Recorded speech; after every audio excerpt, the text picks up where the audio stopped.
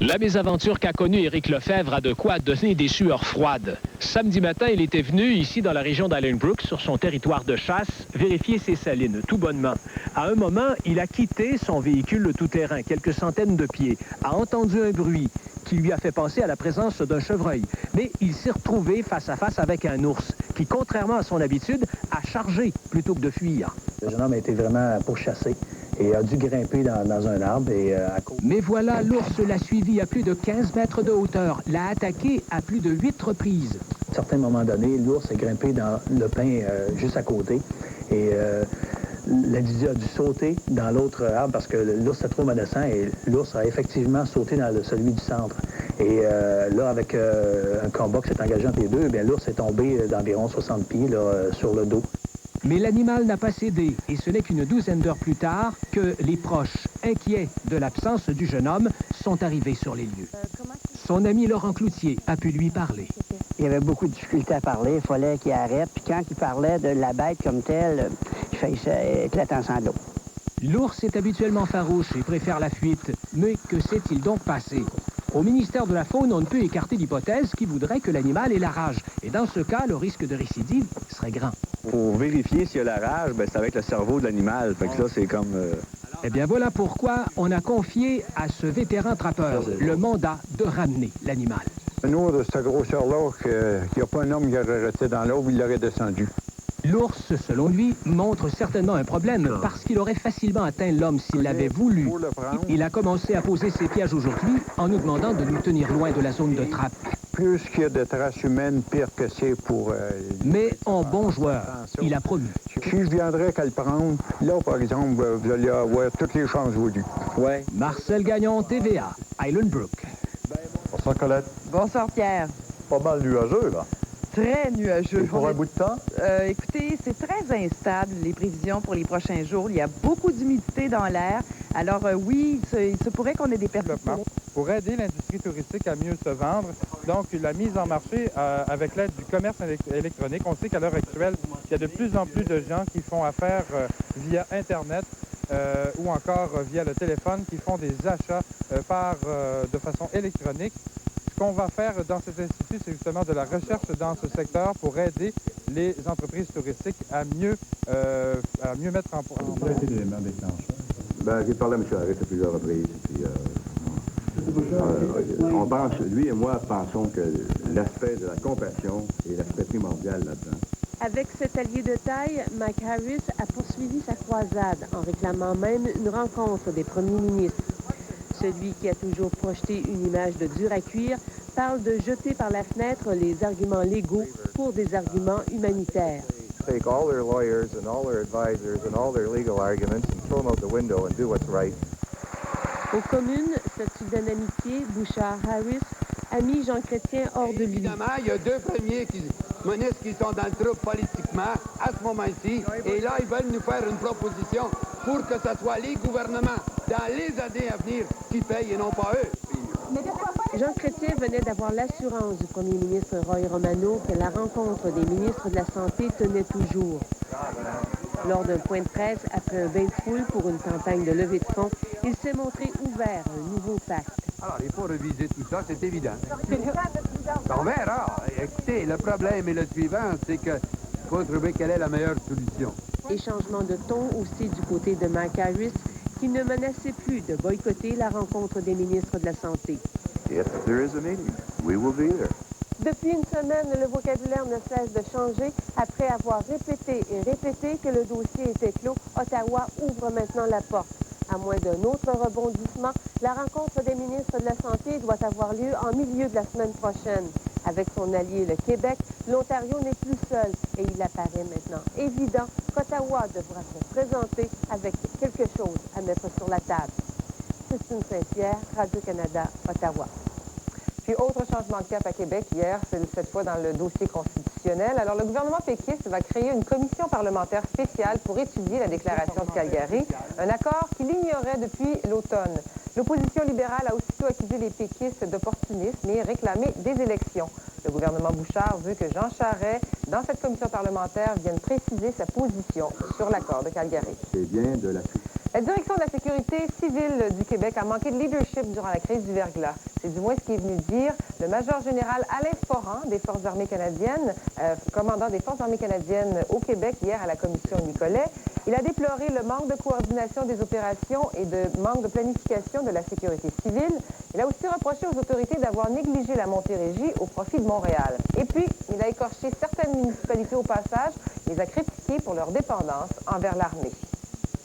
La situation des feux de forêt en Alberta s'est stabilisée mais demeure sérieuse. Il y a encore 26 feux, dont 7 qui ne sont toujours pas maîtrisés. Les résidents de Swan Hills ont été contraints de passer une deuxième nuit à l'extérieur de chez eux. Jusqu'à maintenant, 150 000 hectares de forêt ont été détruits. 1500 personnes ont manifesté hier à Chipagan, au Nouveau-Brunswick. Ces personnes voulaient protester contre la fermeture de 3 usines de transformation de poissons et elles voulaient aussi exprimer leur solidarité avec les 700 travailleurs qui vont perdre leur emploi. Le problème, c'est que les pêcheurs de crabes et de homards ont décidé de vendre leurs captures dans le sud de la province et ils obtiennent de meilleurs prix. Les travailleurs craignent de ne pas être admissibles à l'assurance-emploi et d'avoir à vivre de l'aide. 5 000, 10 000, est-ce qu'il y aura des étoiles? Est-ce qu'on ira sur la fameuse roue Super Bonnie? Roue sur laquelle on retrouve à gauche des lots de 10 000 à 50 000 $, mais qu'on peut multiplier à droite par 2, 3, 4, 5. Il y a aussi des chaînes audio et des téléviseurs. Et notre belle visite du Mont-Saint-Grégoire, c'est M. Maurice Davignon. Bonjour, M. Davignon, comment allez-vous? Très bien, merci. Vous avez combien d'enfants, vous? 4 enfants. Combien de petits-enfants? 8. 8 petits-enfants, dont 7 petites filles? Un petit garçon. Et un petit garçon. Eh bien, qu'est-ce qui vous accompagne aujourd'hui? Mon épouse. Bonjour. Mon garçon. Oui. Un ami. Un autre ami. Et l'épouse de mon garçon. Bon, M. Merveilleux, alors, on encourage, on applaudit M. Davignon, Mont-Saint-Grégoire. M. Davignon, allez-y. Et bonne chance, M. Davignon. Et voilà, c'est parti. M. Davignon, je pense que vous êtes... qu'est-ce que vous faites comme travail ou qu'est-ce que vous faisiez comme travail? Ah, j'ai travaillé pour la voirie, travaillé dans le cabanon de sucre, un peu partout. C'est ça, vous avez sucré. Est-ce que vous sucrez le bec de vos petits-enfants? Vous êtes un peu grand-papa gâteau? Oh, oui, un peu. Bon, on vous souhaite la meilleure des chances possibles. Alors attention, ça commence à ralentir. Nos tirages, je vous le rappelle, se déroulent. C'est la surveillance de la firme Raymond Chabot, Martin Paré. Eh bien, mon cher Monsieur Davignon, vous venez de gagner à la roue de fortune 10 000 $. 10 000 $. Là où commence la série demain soir. Hier, l'entraîneur-chef Alain Vigneault n'a pas parlé, mais Guy Daou, quand même, a réussi à faire causer quelques joueurs du Canadien. Écoutons-le. Les défenseurs se préparent d'ailleurs à vivre une série plus éprouvante contre les Sabres, plus coriace et plus hargneux que les Pingouins en échec avant. C'est vrai, pour les défenseurs, ça va être une série éprouvante, mais je pense que dans les séries éliminatoires, je pense que tous les joueurs finissent leur mise en échec. Se voir à Pittsburgh, peut-être c'est une des équipes les moins physiques de la Ligue, mais dans les séries, ils finissaient leur mise en échec. Alors, les Sabres de Buffalo, ils ont fait ça toute l'année, c'est leur style de jeu. Dominique Hachek reste le joueur le plus important des Sabres. Martin Rochinski le connaît mieux que quiconque pour avoir joué avec lui au jeu de Nagano. Rochinski a d'ailleurs dit que Buffalo composait une équipe moyenne sans la présence de Hachek. Une déclaration incendiaire que les Sabres voudront sans doute mettre à profit. Mais les statistiques de Hachek sont tout de même éloquentes. Il faut 100 lancers pour marquer 5 buts contre lui. En moyenne, 100 lancers suffisent à marquer 10 buts contre Andy Moog. Alors que faire? Le premier arrêt, souvent, c'est lui qui va le faire. C'est d'être là pour les retours, d'être là pour l'empêcher de bien voir la rondelle. Ici Guy Daou, Radio-Canada Sport, Montréal. Est-il utile de rappeler que le premier affrontement de cette série, Montréal-Buffalo, est présenté demain soir à la trentaine. Télévision de Radio-Canada, 19h30, heure de l'Est. Et le deuxième, attention, c'est en après-midi, en matinée, si vous voulez, à 14h. Donc, dimanche, toujours à l'antenne de Radio-Canada Sport. Et c'est ce soir que les sénateurs débutent l'élimination des Capitals de Washington. Voilà, ils vont commencer à travailler à éliminer les Capitals de Washington. Ça se passe à Washington, c'est là que la série commence. Et aussi, il ne faut pas oublier les Oilers d'Edmonton. Ils sont vendus et commencent leur série contre les Stars à Dallas ce soir. C'est officiel, les Oilers. C'est officiel, ça a été annoncé hier en point de presse à Edmonton. Il y a de très nombreux propriétaires. Regardez ces images, les nombreux propriétaires. Vous savez, c'est une entreprise de groupe. Tous ces gens sont devenus des actionnaires des Oilers d'Edmonton qui n'en avaient pratiquement qu'un jusqu'ici, ou deux avec Port Linton. Et la priorité, c'est de garder, évidemment, leur directeur gérant, Glenn Sater, qui est l'artisan des succès vraiment extraordinaires des Oilers au cours des ans. Alors voilà, les gens de Edmonton peuvent maintenant respirer. L'équipe reste à Edmonton et ils espèrent aussi que Glenn Sater va rester à Edmonton. Toujours est-il qu'il a bu au succès de la nouvelle entreprise. C'est beau. Voilà. Merci beaucoup. Ça va très bien. Bon, écoutez, on est à l'époque de l'année où les étudiants, surtout des niveaux supérieurs, le collégial, universitaire, finissent leur session, veulent trouver du travail. On va parler d'emploi étudiant ce matin. Est-ce que les services gouvernementaux de placement, Michel, sont efficaces? La preuve qu'ils sont efficaces, puis d'ailleurs, à ma grande surprise, hier, j'ai fait ma vérification. Pourquoi à ma grande surprise? À ma grande surprise, je pense pas finalement que c'était bien efficace. Vous vous rappelez, vous savez, ça existe depuis 30 ans, hein, ces fameux centres d'emploi que nous offrent, pour étudiants, évidemment, emploi d'été, que nous offrent les services gouvernementaux. Ça existe depuis une trentaine d'années. Et puis, moi, je n'ai jamais pensé que c'était très efficace. Je me suis trompé. Bon, bravo. Alors, c'est une bonne nouvelle. Et la preuve... Voilà. Alors, la preuve de cela, c'est que, imaginez-vous qu'au Québec, l'an passé, 44 000 étudiants ont réussi à se dénicher un travail d'été, un emploi d'été, grâce juste au Centre d'emploi pour étudiants volet fédéral. Volet fédéral. Parce qu'il y en a deux. Il y a provincial. Il y a le volet provincial et puis il y a le volet fédéral. Donc, 44 000 juste au Québec, ça. Et puis, à travers le pays, 190 000. Donc, on s'aperçoit quand même, en tout cas, c'est la preuve que c'est très efficace.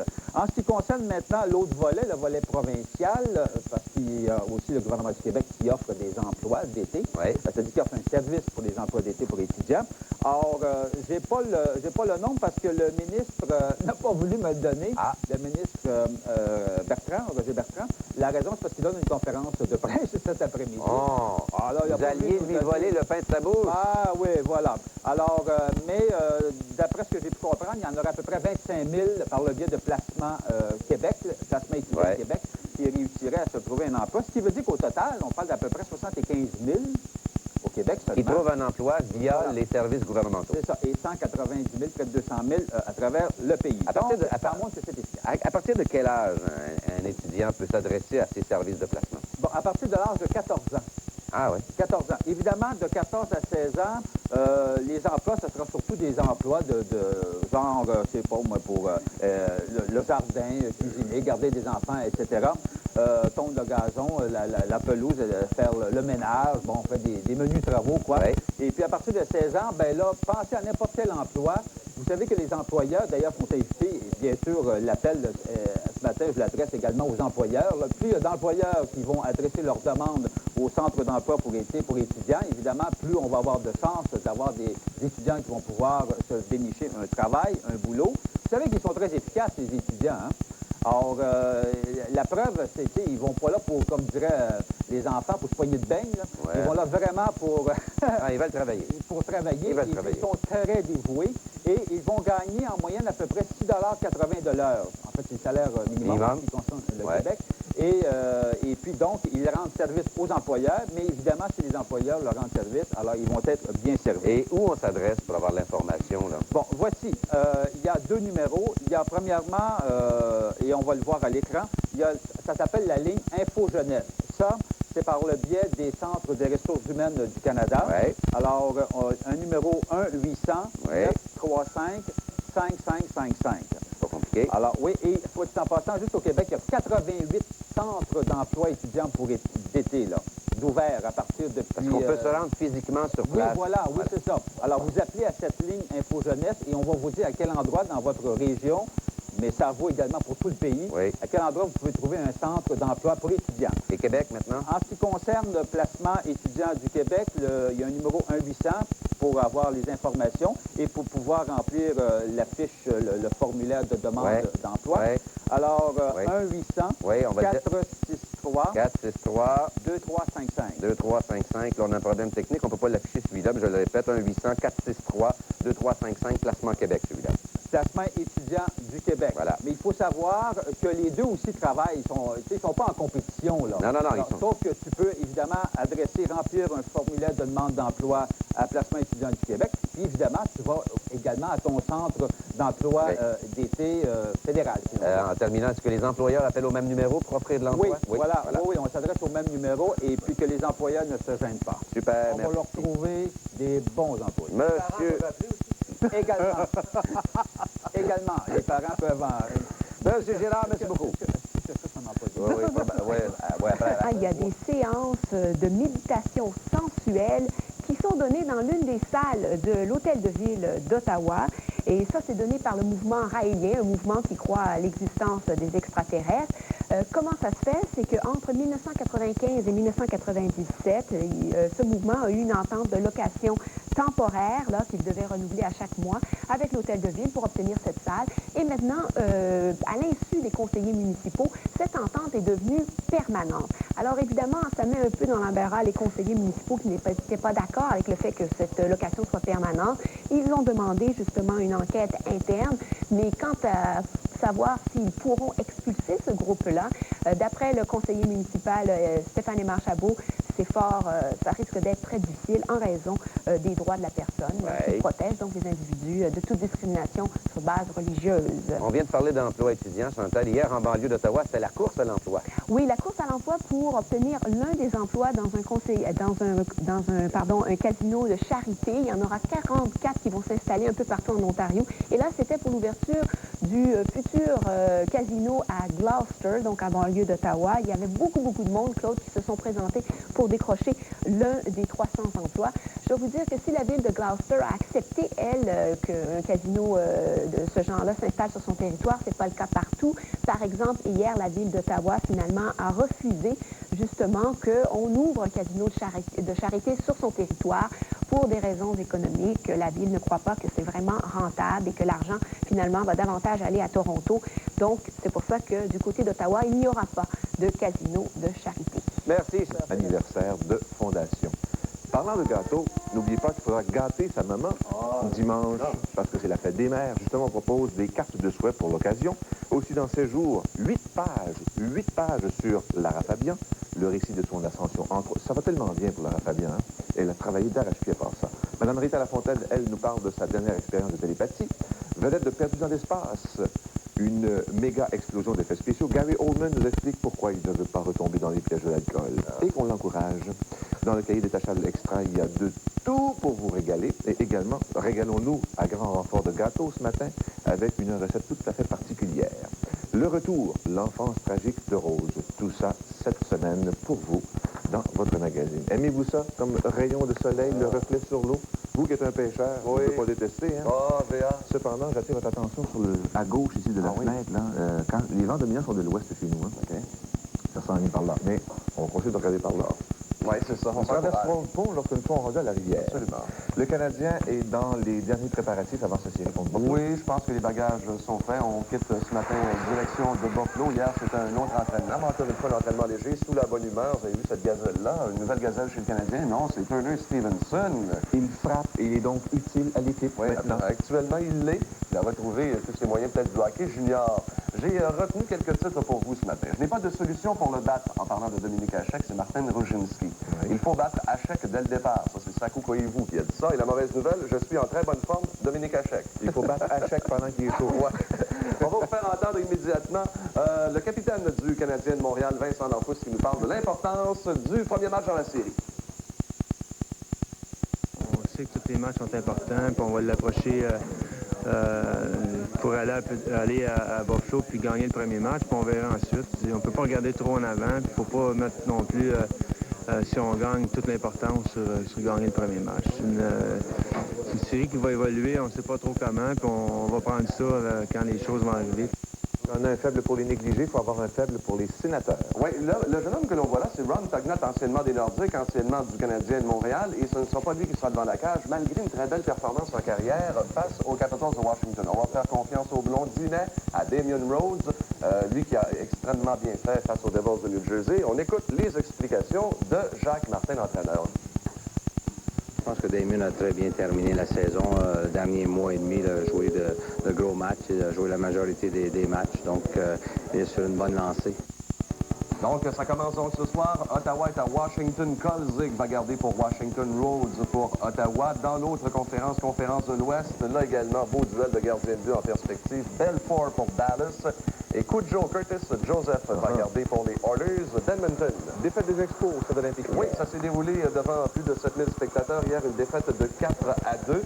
Faut noter un circuit pour Montréal, Chris Widger. Un bel attrapé ici de Rondon White qui va avoir un petit peu les poignets là, rougis ce matin sur le tapis.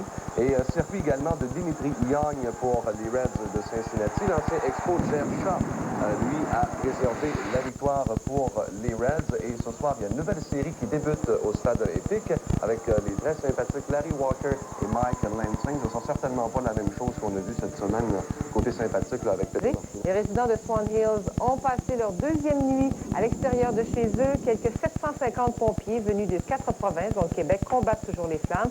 Jusqu'à maintenant, 150 000 hectares de forêt ont été détruits. On a vu sur les images un petit peu plus tôt le premier ministre de l'Alberta qui est allé voir de plus près de quoi il retournait et qui a dit qu'il donnerait probablement des indemnisations aux victimes. Ben voilà, 7h35 minutes, il y a un résumé d'actualité complet à 8h ce matin. Mais d'autres nouvelles nous arrivent d'Alexandre Dumas. Alexandre, le chauffeur là, qui a soupçonné d'avoir provoqué la mort de 2 personnes à Tachereau en Abitibi, on l'a arrêté? Oui, il a été même accusé, après avoir été arrêté une deuxième fois. Hier matin, il devait être libéré à Rouyn-Noranda parce que les policiers voulaient recueillir davantage de la preuve qui pourrait tenir la route, sans mauvais jeu de mots, devant les tribunaux, parce qu'on sait que dans le passé, plusieurs causes ont avorté en raison de l'insuffisance de preuves. Les policiers, donc, ont réarrêté hier soir aux alentours de 6 heures cet homme et ils peuvent maintenant faire la preuve à l'effet qu'il serait la personne qui était derrière le volant de ce véhicule-là, qui a fauché la jeune femme de 18 ans et le bambin, la bambine d'1 an et demi dont elle avait la garde et la responsabilité. C'est à suivre cette affaire-là. Il devra revenir devant les tribunaux prochainement.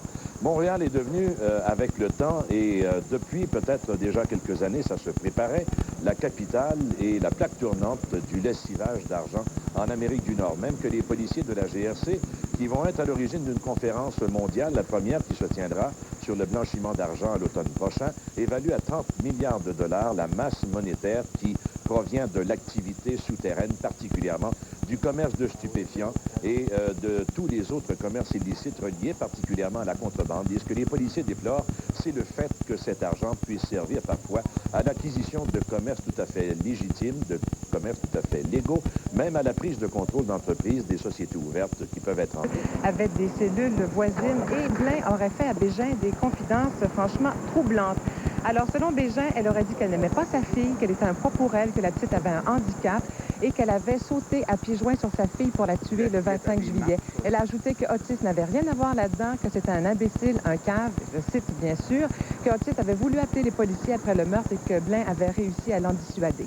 Oui, c'est assez contradictoire avec ce qu'on a entendu jusqu'à présent. Mais est-ce qu'il est crédible, ce témoin-là, Isabelle? Bien, tout est là, Hélène, dans la crédibilité de ce témoin. Alors, vu l'importance de son témoignage, la Couronne a demandé l'ajournement pour préparer son contre-interrogatoire qui aura lieu demain. Et la Couronne, avant de terminer, a soulevé un fait troublant. C'est que Bégin, Blain et Otis, qui sont tous les 3 détenus, sont arrivés dans le même fourgon cellulaire ce matin et tous les 3 étaient assis côte à côte. Ah bon, on en saura plus. Oui, merci. Ça se poursuit demain. D'accord, merci Isabelle. Au revoir. Les travaux se poursuivent au Stade olympique. On a déjà enlevé il y a un mois la fameuse toile intérieure du toit. Ce matin, les responsables ont présenté le calendrier des travaux pour l'installation du nouveau toit et tout devrait être terminé pour Noël. Je vous assure qu'elle durera 25 ans et surtout qu'elle est facile à réparer. C'est une promesse, dit la RIO. Le toit conçu par la compagnie américaine Bird Air sera bon au moins jusqu'en 2023. Pourtant, on avait déjà promis que l'actuelle toile de Kevlar durerait plus longtemps. Quoi qu'il en soit, dès lundi, on va la retirer. Elle ne sera plus qu'un mauvais souvenir. Dès que la toile sera enlevée, on commencera à installer un treillis de câbles. Treillis sur lequel reposeront 63 plaques de fibres de verre recouvertes de téflon que l'on pourra remplacer à l'unité. Selon les plans, le nouveau toit résistera au vent, à la neige. Il pourra même supporter 2 mètres d'accumulation. Donc, on n'aura plus à déblayer. Et puis, vu de l'intérieur, fini le ciel orange. Alors, cette toile-ci, de couleur bleue, comme vous la voyez, va remplacer la toile orange que les gens, à l'intérieur du stade, étaient habitués à voir. C'est une toile en PVC qui sert essentiellement au chauffage et à la climatisation. Entre les 2 toiles, on déposera un isolant qui permettra d'importantes économies en chauffage. Mais il reste un problème à résoudre, le verglas. L'hiver dernier, des morceaux de glace s'étaient détachés du mât perçant la toile. On voudrait cette fois placer un filet...